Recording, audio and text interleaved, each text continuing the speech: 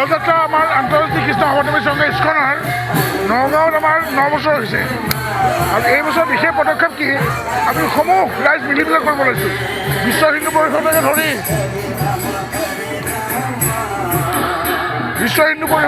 বজৰং দল ৰাষ্ট্ৰীয় সেৱক সংঘ আৰু বিভিন্ন সংগঠন আমি সকলোৱে একযোগ হৈ পেলাই কৰিছোঁ আমাৰ ভগৱানৰ ৰথৰ সেইটো এটা বৈশিষ্ট্য আমাৰ এইবাৰ আৰু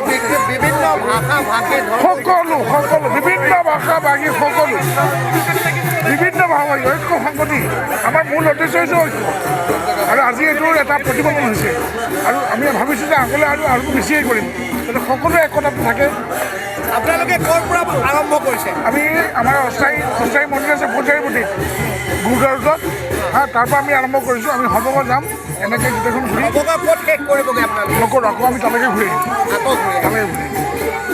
যিকোনো খবৰৰ বাবে যোগাযোগ কৰক 7099017330 লগতে 7099017110 নম্বৰত।